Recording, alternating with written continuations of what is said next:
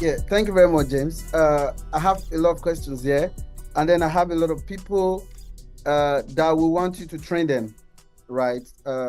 Thank you very much for that opportunity. We're looking at having a better alliance, right? So that we can share this knowledge across everyone, both in Africa, Europe, and America, and then we can all learn. So I have a few questions. First, there is this question of someone just wrote, I think I should read it out. He said, um, okay, someone first, this guy said,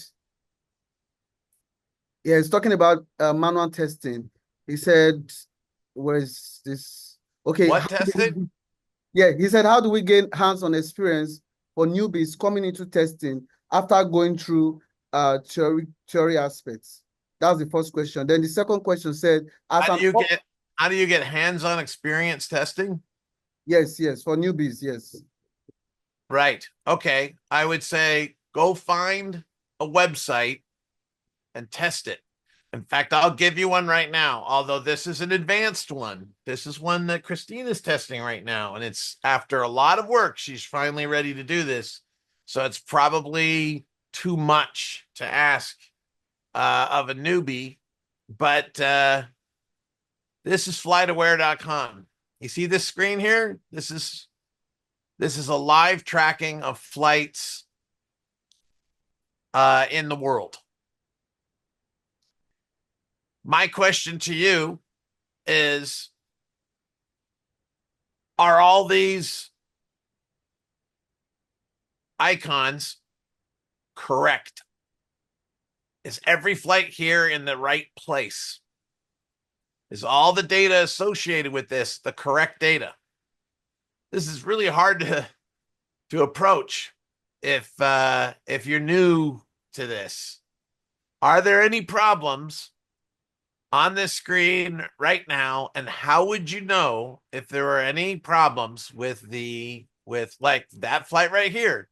Is this the correct flight? Well, how about this one? How about this one? How about this one? I want to know for all the flights, is all the information correct or is any of it wrong? How could you efficiently test something like this if you were working for FlightAware? That's a that's an interesting hands-on challenge right there. Now, it's not something I would recommend for someone just starting out.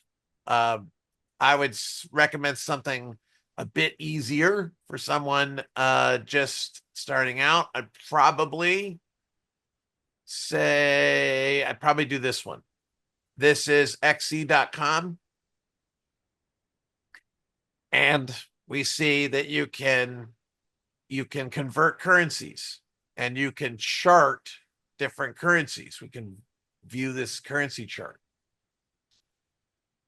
And so I can ask you this, is this chart correct? How would you know if this chart is correct?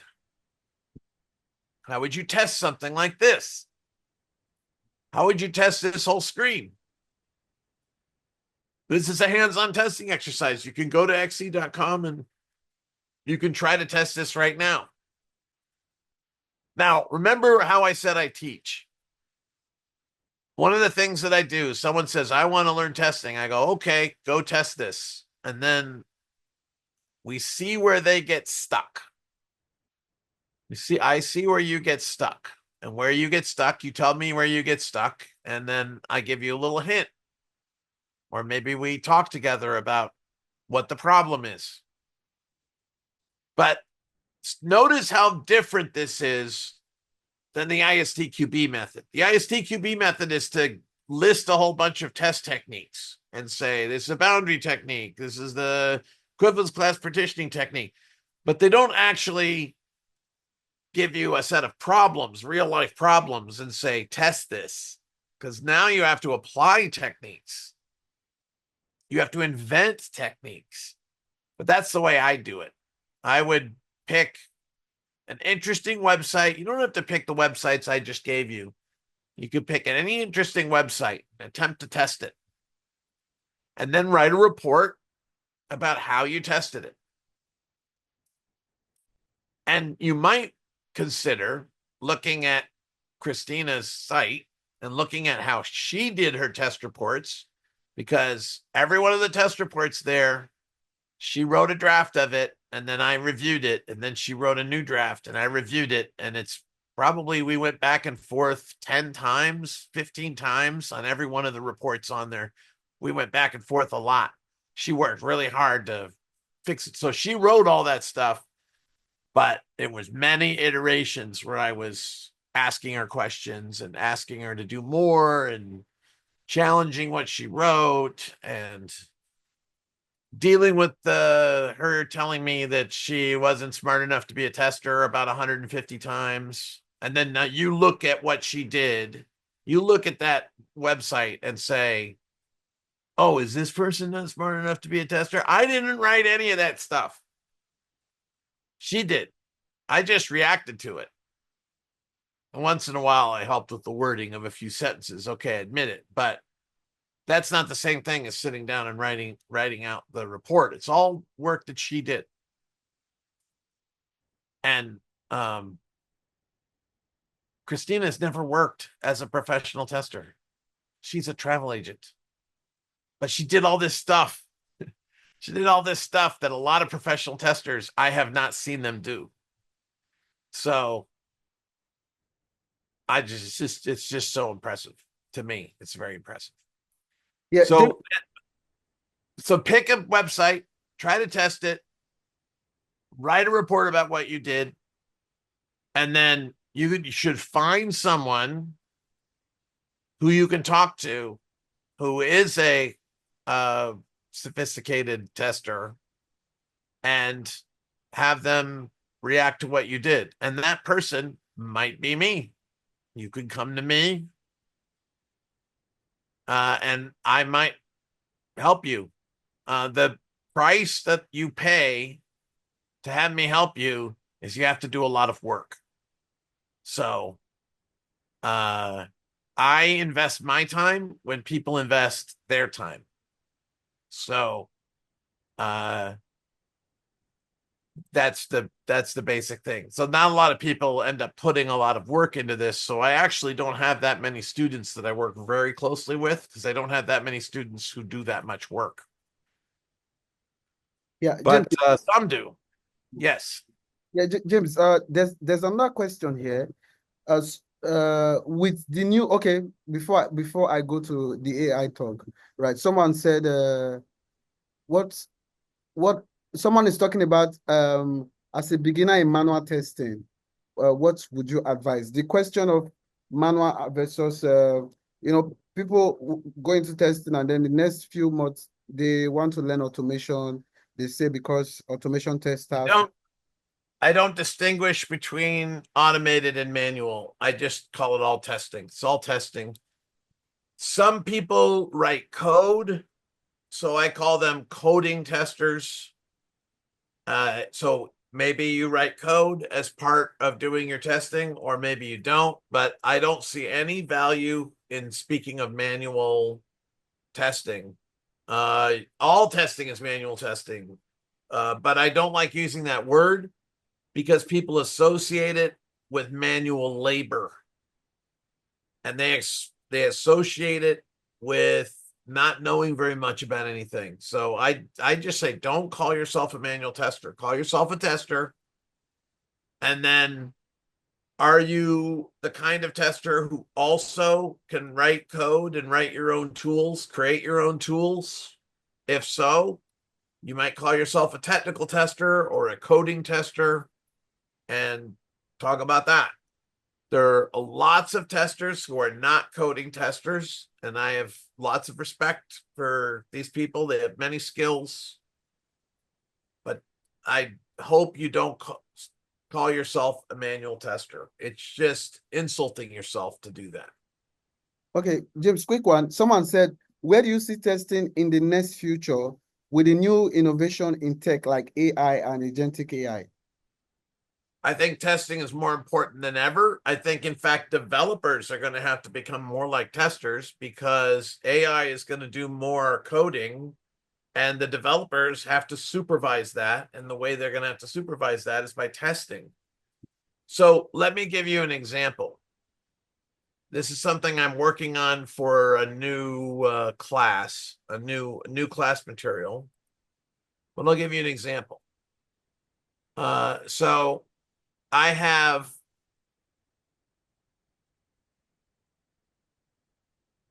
this code here. This is code from a government website. It's got a bunch of if statements and has various logic. This is JavaScript code.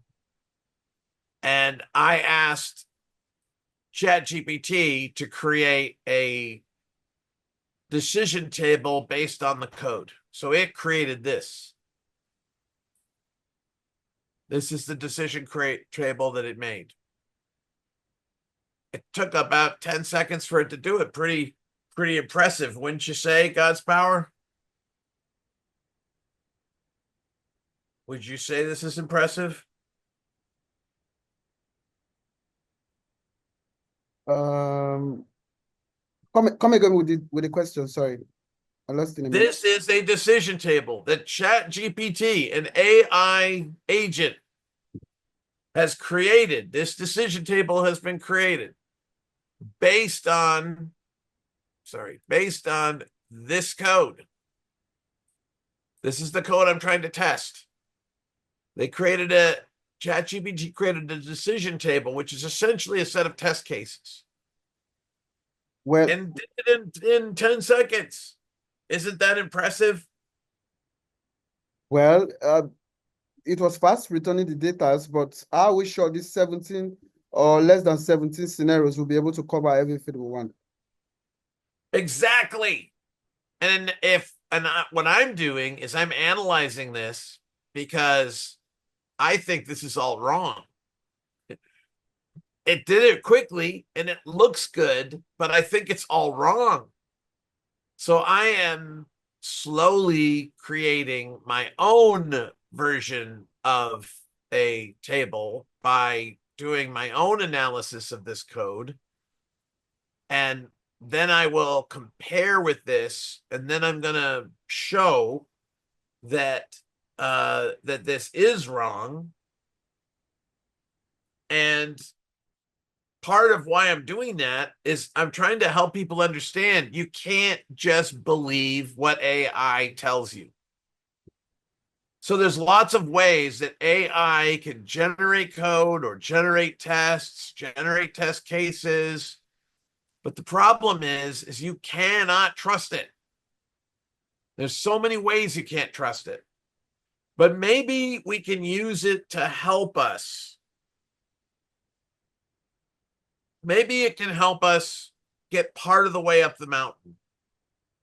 And I and some of my colleagues are trying to figure out how we can use AI to help us get up the mountain a little faster. But we have to think critically about all this stuff. So I think the future is actually that testers are more important because AI is going to be doing lots of things that need to be tested. And this table right here needs to be tested. And I am in the process of doing it. Wonderful. Okay, so someone asked a question. It's asking if is depending on requirement documents as an essential part of testing. Over time there is this best practices, in quotes, kind of way of testing that you have to test 100% according to requirements. So the person is asking, is depending on requirement documents an essential part of testing? Do we have to 100% depend on the requirement document with testing? Do you have a requirements document? Uh, Is your requirements document complete? Is it reliable? Because a lot of people don't have requirements documents.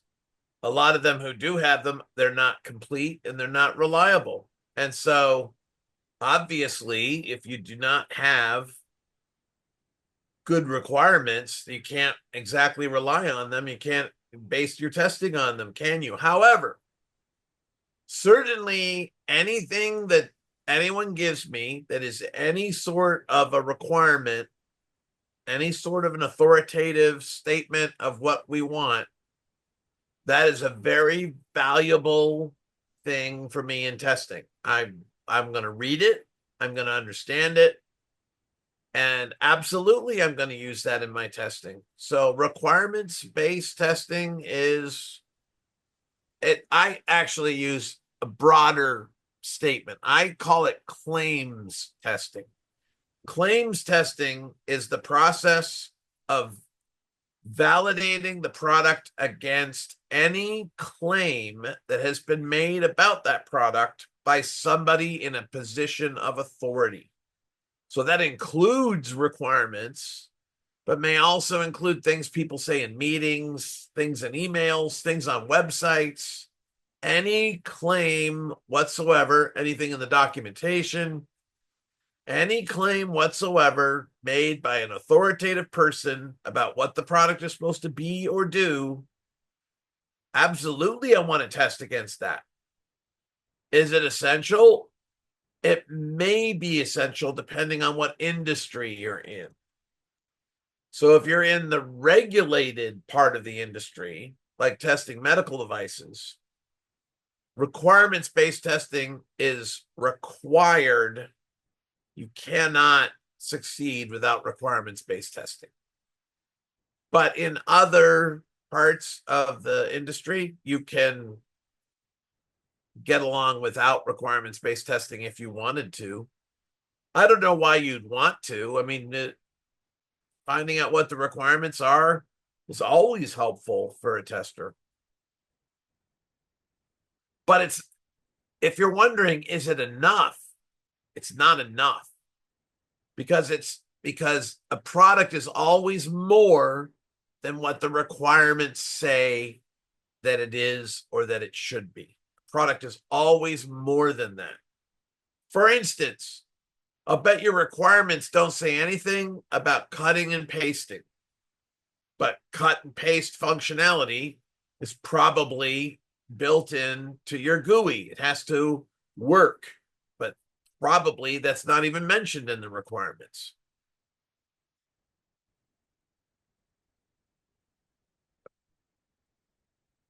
Oh, one other thing. The requirements never mention all the things it's not supposed to do. The product should not lose all your data, but that's probably not a requirement. Requirement 31, the product shall not lose your data. People don't bother to write stuff like that, but it's important, even though it's not a written requirement. Yeah, I heard you mention one in one of those classes. You said something about a requirement is stating that okay, a flying boat can fly very well on the water, and then there's nothing stating that what if I take the flying boat and put it on the tarred road? Is it going to fly? Then if it flies, there is a problem. That supports what you're saying. So requirement don't state the things that the product is not supposed to do. Yeah. Okay, there's a question here. Is AI a threat to software testing careers? What are the things to do to remain relevant in the rapid AI growing space? Someone just dropped that. AI is a threat to testing careers not because it does testing. It's a threat to AI careers because idiot managers think that it does testing. I have a former client for which I helped build a test team, and this client in the UK, they recently decided to fire all their testers and use an AI test tool instead. And then they found out after they did this that the AI test tool didn't work. And so at the last minute, they begged a couple of the testers not to leave. They gave them their jobs back and said, "We need you." And now they're understaffed because they only have a couple of testers now. They've 2/3 of their team is gone, and they have to hire more testers. because they're in a real bind. But here's someone else who got fired. The CTO that made that decision has also been fired. The CTO who decided that they could fire all the testers is now gone. But this is the problem. The problem is there are CTOs out there that buy this hype and they think, oh, I read on LinkedIn that AI can do all the testing that humans used to do. That's the real danger to testers, is that people will believe this stuff. Okay. Thank you very much. So James, probably the last question for today. Oh, okay. I'll just take these two last questions. First, is the question of very short deadline to testing projects. For example, a CTO has said a product that was released just this Wednesday and it was given to the testing team to test on Wednesday, that they have to complete testing in 24 hours and the application must go to live. What do you say about scenarios like that? What do we do as a tester? Well, you always have to say what you will not be able to test, what you will not be able to do in the time that you're given. And then if they say that's okay, then they can ship the product. But they have to ship it knowing that you warned them that the product has not been tested in all the ways you feel it should be tested. So you've got to we all have to develop our skills of explaining test strategy and risks, and which risks are not being covered by a test strategy that's only able to play out in one day. And ultimately, a business can decide that it's going to take risks. Just like a driver can decide to run a red light. Maybe you want to run a red light because you're trying to get to the hospital before somebody dies in your passenger seat. So you decide you're going to take a risk. It's risky to run a red light, to go through a red light. You shouldn't do it, but maybe it's worth doing. So the business might decide to run red lights. That's its business.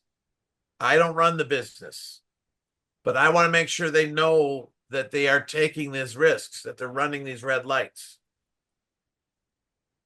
That's my job as a tester, to inform them about risk. And if I haven't been able to test the product enough so that I can't tell them that I have any evidence on which to believe that the product is probably okay, I need to explain that.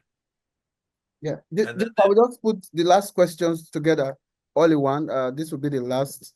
First, can you suggest heuristics that can help testers with testing outside of the box or requirement that we're given? Also, can all software features be automated? And lastly, we don't get to talk much about enhancement requests.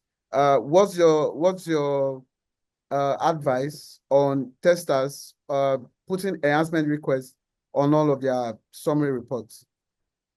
Well, okay, first of all, those seem to be very different questions. So I'll do the enhancement request one first, since that's, I think, the easiest to deal with.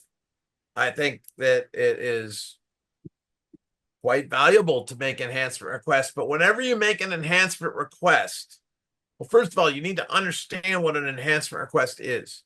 An enhancement request is when you are suggesting that they increase the scope of the product, that they add something to the product that goes beyond their current intention.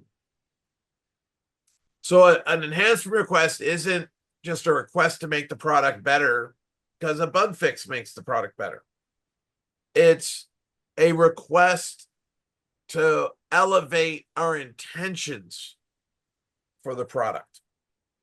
Whenever you make an enhancement request, I think you should put the word please in the summary of that report.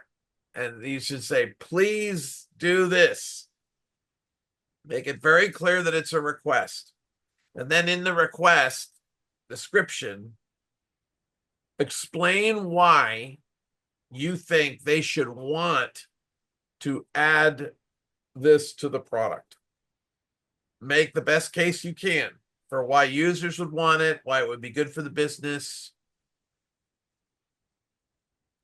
That's an enhancement request. So it's not the same thing as a suggested fix of a bug. So if the product is confusing and you can think of a way to make it less confusing, that's not an enhancement request, because the designers weren't intentionally trying to confuse the user. If you thought they were intentionally trying to confuse the user, then it would be an enhancement request. But you got to ask yourself, what is the intent of the product? And changing intentions is an enhancement request. So put the word please in front of the summary for any such bug report. But yeah, I think it's a good idea to do that. So that's that. And then you asked two other questions. Yes. One said, can all software features be automated? What features? Coyote, what features? Probably he's talking about, do we need to use automation tool for all for testing of product features? I'm just confused by this. Coyote, I'd like you to throw more light on your questions, rephrase if possible. Maybe you can give I him. saw the question in writing, I could Okay, let me repost the question. I'm looking to see if it says, can all software features be automated? I have no idea what that question means. Obviously, all software features are already automated because they're features of the software. A feature of software is by definition something that's been automated. So all software features are automated. If what you mean is, can we test all features in an automated way? My answer is always no, because testing cannot be automated. If you say, can all software features be productively checked? Can we create automations that will pretend to be a user and check the output? I'd say probably the answer to that is no. Not all features can be productively checked, but many can. But we can certainly use automation in different ways to help us test a product, even if we are doing experiential and interactive testing of it. Well, what's the last question? Okay, so the last question says, can you suggest heuristics that help testers with testing outside of the box or requirement given? I will suggest one massive heuristic for that. Random testing. Using random test data, randomly selected, randomly generated. Random testing helps us get outside of our own biases. So I'm a big fan of using randomness in testing. Okay. Thank you very much. James, this is a rare privilege. I'll collect data from everyone that attended, and we'll come up with, I'll reach out to you. We'll discuss how we can help extend trainings to the people in Nigeria, maybe in a more subsidized rates, like you have promised. I'm grateful. Thank you very much from everyone. Guys, please go on LinkedIn, whatever you have learned. The hashtag is on the chat box. Use the hashtag. You can tag James for appreciation and all of that. Follow James, follow Michael Button. These are real industry legends that you can learn from. James, before you go, please, do you have one more, maybe one or two advice for test managers, product owners, from the angle of testing generally? Sure. Number one thing that product owners and test managers have got to bear in mind is that it is very easy to ruin a tester's productivity. Very easy. A tester's mind is like a delicate orchid that's very easy to make it wither and fall off the stem. You've got to create a nurturing environment for testing. One of the ways to do that is to protect them from bullying and pressure. One way to do that is when a tester reports something that's not a bug, they're wrong, right? They think it's a bug, but it's not a bug. You must thank the tester for writing that report. You must say, okay, this isn't a bug, but thank you for reporting it because you thought it was a bug. And you must always report anything that you think is a bug. You must always encourage testers to use their minds, critique things, and if they ever experience negative consequences from that, then they're going to stop doing it. And that will begin to ruin their effectiveness as testers. I don't want defensive testers hiding in a bunker. I want curious people willing to speak up. And so I will defend them. I will encourage them, even when they say things that are wrong, because that's the price you pay. Maybe they're going to report 5 things that aren't bugs for every one that is a bug.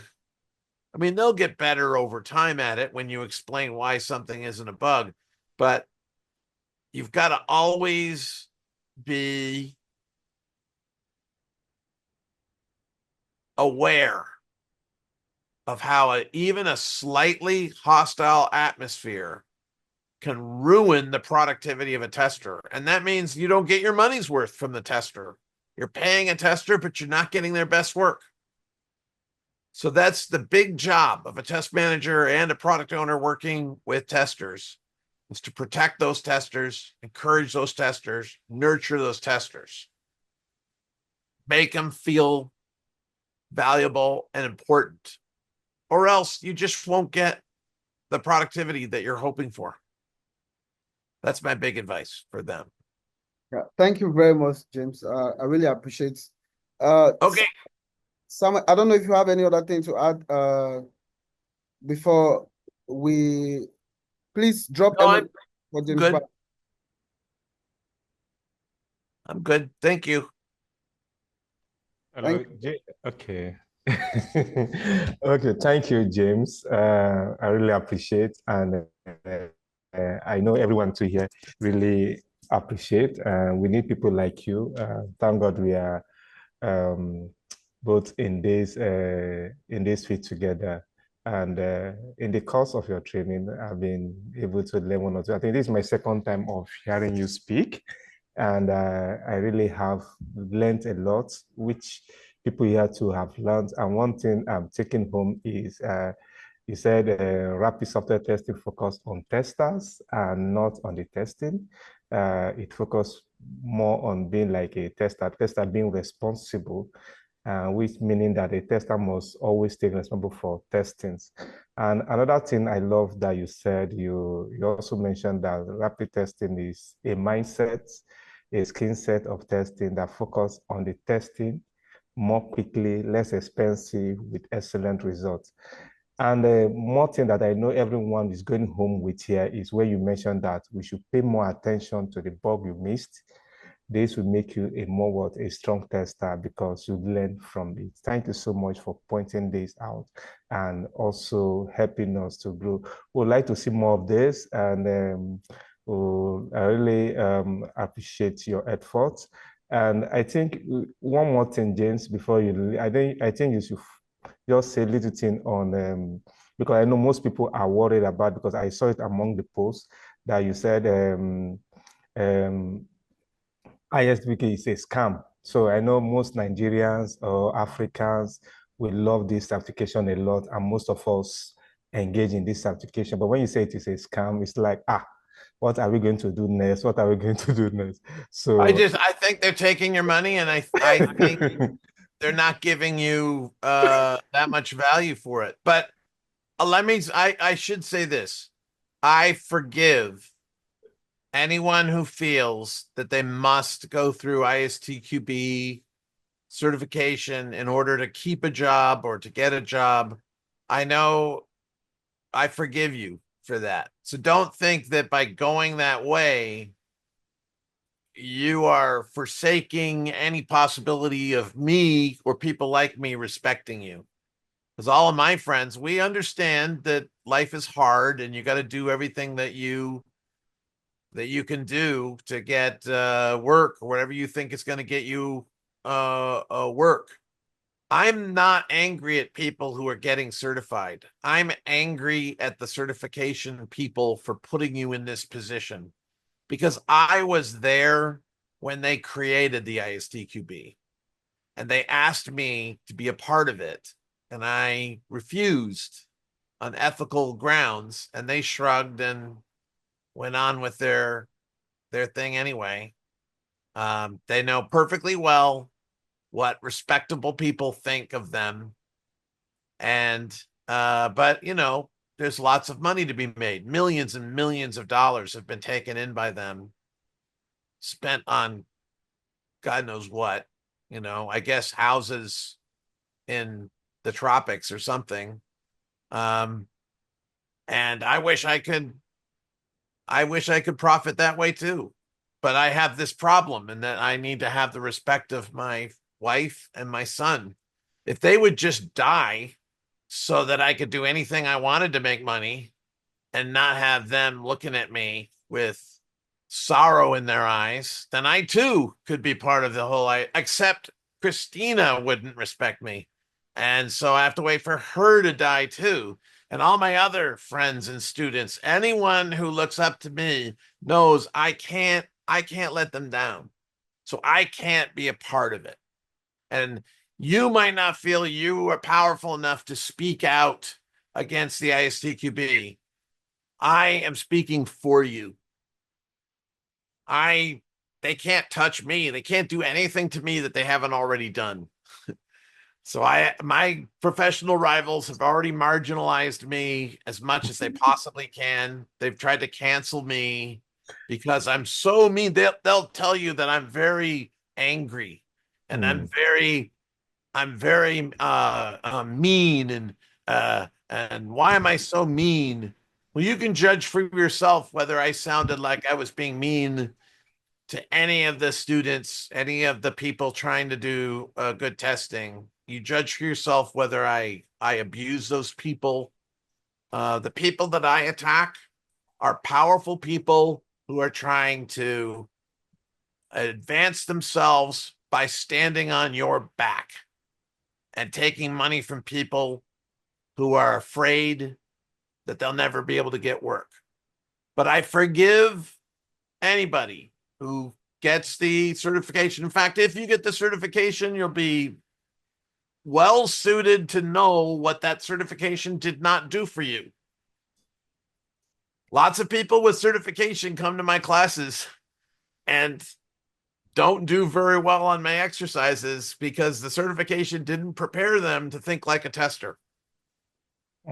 And my classes sometimes are the first time that they figure out, oh, that's what it means to really think like a tester and to really be a professional tester, because they never got it from any certification or any class they ever took before they came to me or some of my colleagues. I'm not the only one who teaches the kind of thing that I teach. I'm one of the few in the industry who teach this kind of thing, but there are other people like Robert Sabarin who teaches testing in a uplifting, systems thinking way.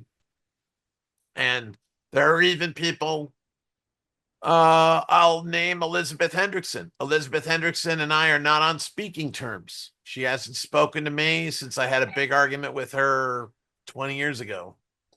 But I respect her. I've worked with her. She knows what she's doing. If you learn testing from Elizabeth Hendrickson, you're learning lots of good stuff.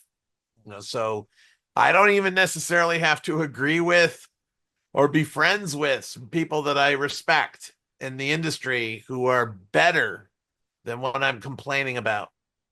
I've heard from ISTQB trainers who say that they use some of my stuff in their training and they try to undermine the best practices message, but they have to do it secretly because they can't admit that they're using my material, so they secretly use it, but they take my name off it. There's I actually kind of like hearing that that there are a few ISTQB trainers who are doing that. So just know that I don't think the less of you for feeling like you have to do that. But anyone who gets certified and truly believes that that means that they're a highly qualified tester because they passed a little exam that was 40 questions. To become a pilot, I had to pass a written test from the FAA. But the written test, which had 40 or 50 questions on it, that was much easier to pass than the other part. The other part is my flight instructor had to watch me fly an airplane and decide that I was safe enough to be allowed to fly by myself. And even then, even after I soloed, I still have a lot of training to go through if I want to become an excellent pilot. And so I flew a lot with my father after I had my license, and actually flew. He owned a seaplane, so we flew a seaplane. He let me fly his seaplane. He would sit in the back while I flew him around and landed on the water and took off and landed on the water and took off and practiced emergency drills. And because my father wanted me to be a good pilot, and he knew that I had to practice. But I did take a written test, and that meant that the FAA allowed me to do stuff. But the other part of the law is a certified instructor has to say that I'm good enough. And that person got certified by having another instructor watch him fly airplanes. You have to actually fly airplanes. If the ISTQB were in any way a practical exam where you had to test real stuff, that I'd have a different opinion about it. But you can't make a business out of that. It's too expensive. People won't pay the amount of money it takes to have somebody else watch them test over a period of time. I mean, look, I've been working with Christina for 2 years or year and a half or something. She hasn't paid me anything. What if she had to pay me to do all the stuff we've done together? There'd be no way that would be economically viable for her to do that. So I did it because it's research and learning for me. That's the benefit I get out of it. It helps me write my book. It helps me develop class materials to work with someone so diligent as her. And that's the only reason why I can even teach anybody is the learning that I get out of it. And I only have a limited amount of time that I can spend on that. So I focus on the students who put the most effort, the most heart into the work. Those are the people that I work with. So anyway, just know that I don't hold it against anybody that you get certified. Yeah, the key takeaway is that testing is 90% or even more of practical. The more they practicalize it, the more they learn it, not Exactly. so theories in the classroom. Practice, talk to people about your practicing, publish what you do, put it out there. People like me will come across it and be impressed and want to help you. There are Exactly. lots of people out there who want to help, who enjoy helping. Not everybody, I mean, someone told me yesterday that he had written to all these testers who were well known in the field, and I was one of the very few who wrote back to him. And he was surprised. Like, why would I respond to him? But that's just like how I felt when Jerry Weinberg responded to me when I wrote to him about how much his books meant to me. And he wrote back to me with a really kind email, and I couldn't believe he answered me. It's the same thing. And I'm passing that on that I got from my teachers. Some of us just really like helping people, and other people are just in it for the money, I guess. I don't know what they're in it for. If they don't want to help people, I don't know what they're in it for. But I guess money, maybe prestige, maybe power. But for me, the feeling of watching somebody in prison, in a mental prison, and I show them how to open the door, and they get out and they realize that they can do more than they thought they could do. To me, that feeling it's what makes life worth living. Right. So that my calling is really to be a teacher, not really to be a tester. It's to be a teacher. I realized that when I turned 40. So 18 years ago, I realized that I'm here to teach, to help other people become free in their minds. And that's what teaching means. And I just love doing it. So when I come across a student who desperately wishes to free their mind, it's a perfect match. And no money changes hands in those situations. Oh. But I do teach for a living. I have to pay the bills. So if somebody, I prefer to take money from companies and not individuals. So if someone works for a company, I'm hoping that their company will pay them to take my training. But if you don't work for a company, well, then I'm probably just going to train you anyway, but not take your money, or take less money. I have people come to me and say, I can't afford to take your training. Can I have a discount? And I say, what discount do you want? It's always a really hard question for somebody to answer. What discount do you want? And they go, oh, I don't know. And I said, well, ask for any discount you want.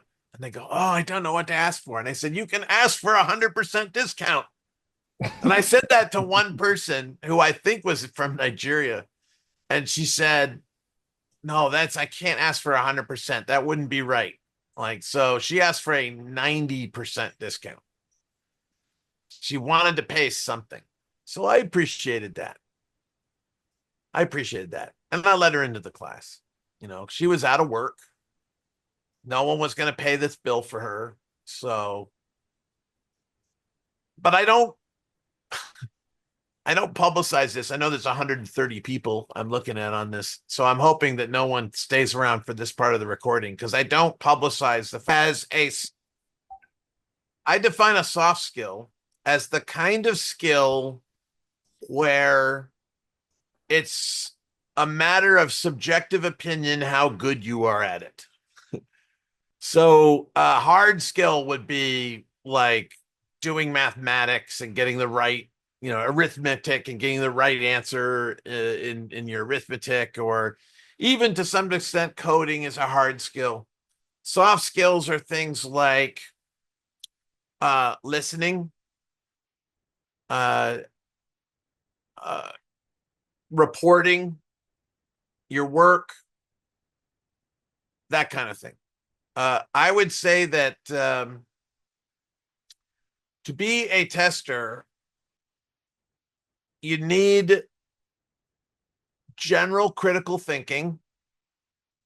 So that is the ability to critique ideas by seeing them from different perspectives that other people are not thinking of. Look at how everybody else is thinking and ask yourself, is there any different way to look at this? Is there any different possibility? Is there, Jerry Weinberg once said that a tester is someone who knows that things could be different. So one of the soft skills is lateral thinking, is just imagining differences. What could be different? Could the user be different than what we think the user is? Could the user's behavior be different? Could there be different kinds of output than the normal output that we see in this product so far? So practice lateral thinking, certainly one of them. But another thing would be your listening skills are important. Your ability to make people feel that you are listening to them when they talk to you. I struggle with this. I've taken training in this, and the training was very helpful. And you know what? I have this whole story about this, but the listening skills class was the first class I took since I quit school.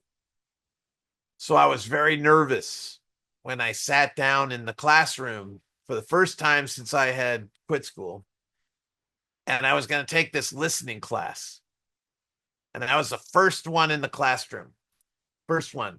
The teacher was there and I was there. And I told the teacher I thought that listening skills weren't important because we already knew how to listen. That's the first thing I said to the teacher. I don't need to learn how to listen. Nobody needs to learn how to listen because we already know. It's easy. You say something, I hear you, I figure out what you're saying, and then I respond to it. What's the big deal?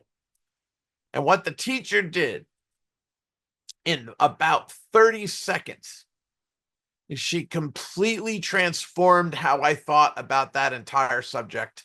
And she opened my mind to everything she was going to tell me. And she did it in 30 seconds, which is amazing. So I'm sitting here like this, right? Some arrogant kid. And she got me to relax and open up. How did she do it? I'll tell you this. She didn't yell at me. She didn't use force, because there's no way that lady could have overpowered me. I'm a monster. I'm a mountain. I'm Goliath. Nobody is going to overpower me in an argument. But what she did is this. She walked toward me from across the room. And she said, "Those are reasonable concerns." And I said, "I know." And she said, "Those are reasonable concerns. And I want you to know that I'm going to show you some things in this class, and it's up to you if you want to use them or how you want to use them. It's always under your control. You do know how to listen." And I said, "I know.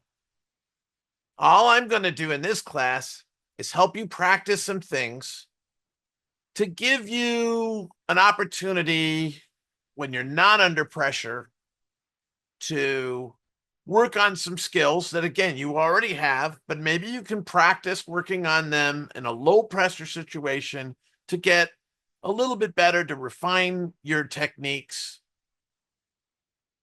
And maybe it'll put more arrows in your quiver." I remember that's the phrase she used, arrows in your quiver.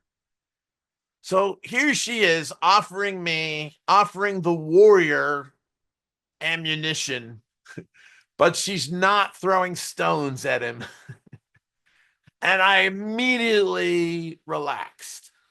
And I realized as she was saying this, that she was listening to me.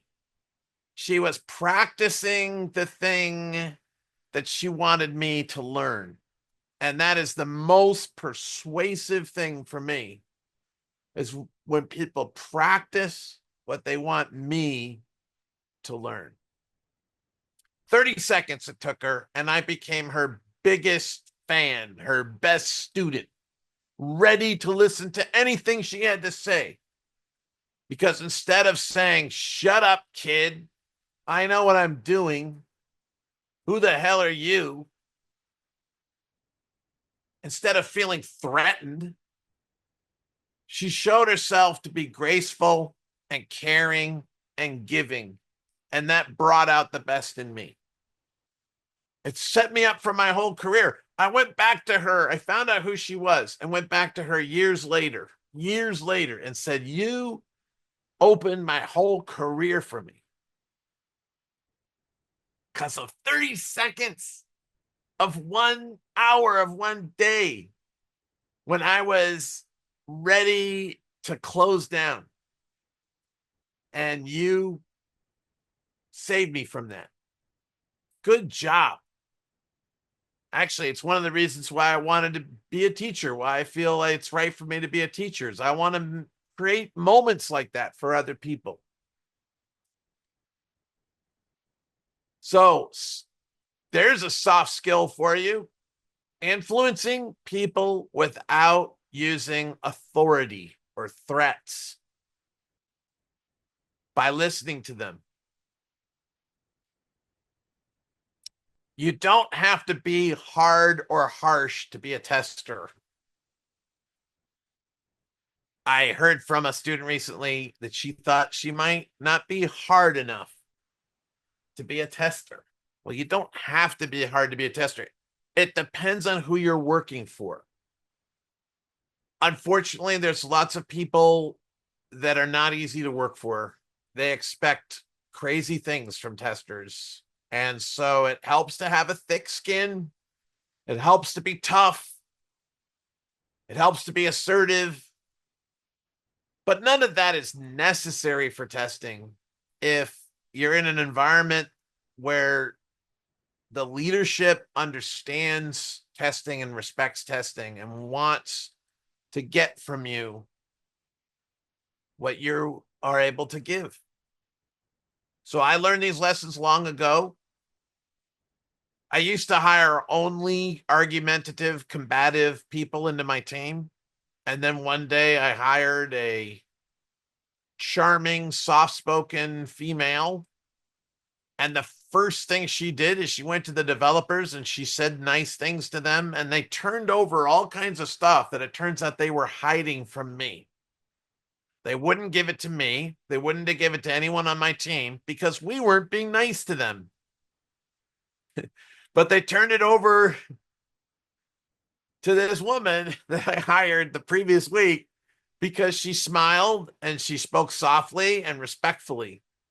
And when she came back and said, "Oh, it turns out there's all this documentation. Would this be helpful?" I realized that that team was sending a message to me. Hey, look what happens when you're nice to us. Maybe we'll cooperate with you more. And I took that lesson to heart. I didn't feel resentful. I said, "Oh, maybe I need to have more different kinds of people in my team. Maybe I need some soft people and not just hard people on my team. Gentle people and not just bold people on my team. Maybe some quiet people and not just the loud people on my team." I learned to respect diversity in a deep way because I've experienced the power of somebody being on the team who has a skill or a temperament or something that nobody else on the team has. So this has opened my mind to all these things that I'm talking about. You know, I'm talking about testing, but a lot of this stuff, it affects your private life. It affects the way you deal with your children, your parents, your friends. It's a lot of this stuff is pretty universal. So that's my long-winded answer about the soft skills. I'm sorry you had to ask that question and hear this answer because it's something that matters to me so much that I'm going to take a lot of time to talk about it. It's such an important issue, the issue of the many different kinds of soft skills and social skills that you need in order to get the work done. Here's I'll leave you with this final thought from Jerry Weinberg. I learned a 3-word consulting process. It's 3 words. It's described his whole consulting process. And the words were center, enter, turn. He said, first, if you're going to help somebody, you have to center yourself. You have to be stable. You have to know where your power is, know where your strength is, know what your resources are. That's what it means to center yourself, is you have equal access to all your resources. Then you must enter somebody else's system. You can't stand outside their system and lob bombs into it. It's not going to help them. You have to enter their system. You see what that listening skills teacher did to me? She entered my system. I said I had these concerns, and she didn't say, well, I don't have those concerns. Instead, she entered my system and said, ooh, those are reasonable concerns. She saw it from my point of view. She was entering. And then the turn, that means you can't transform. Don't expect to transform people. What you can do once you're in their system is you can nudge them. Testers can nudge people, but we can't tell them, you have to do this. We nudge, we turn, we influence, only after we've entered the system. And you could say, going back to the ISTQB thing, you could say that getting an ISTQB certification could be part of making people feel that you've entered their system. Oh, an ISTQB certified tester is someone I can understand, not one of those crazy RST guys who refuses all certifications. That. Don't do it. So maybe you get ISTQB certification so you can clothe yourself in a familiar clothing that will make people willing to listen to you. I can understand that. It doesn't fit for me because it would be inauthentic for me, but I can respect other people treating it in that way. All right, that's I'm gonna let you go now. I've filled your ears with stuff. You gotta digest this. And by the way, Srini, nice to see you. This is you see Srini Kulkarni here. Srini is one of the great question askers and one of the great students that I have had who has become a peer. He was a student. He's no longer a student. He's a leader in the testing world. I'm surprised that he's shown up here, but I'm glad that he has. But he's a perfect example of someone who came to me many years ago with all kinds of questions, really insightful, deep, penetrating questions. And he was kind of famous for that. And then, but you know, since then he's gone on to great things, and he's as a leader in the field. And so I'm honored that you're here, Srini. Thank you. Thank you so much, James. We're grateful. Thank you very much for being with us here. I'm glad we were able to do this. We're looking forward to having more of this, having like a once in a while, probably yearly thing, global talk like this, where we'll gather all the testers around the world and learn from you and some of these other guys. Tomorrow we'll have Mike Button for an Ask Me Anything question. Okay. Yeah, the idea is just good. Yes, give him a hard time. Really ask him some tough stuff. Yeah, I'm glad. I'm glad we're able to do this. Thank you very much, James. We appreciate. I will get back to you on your DM. Okay. Thank Bye-bye. you. Yeah.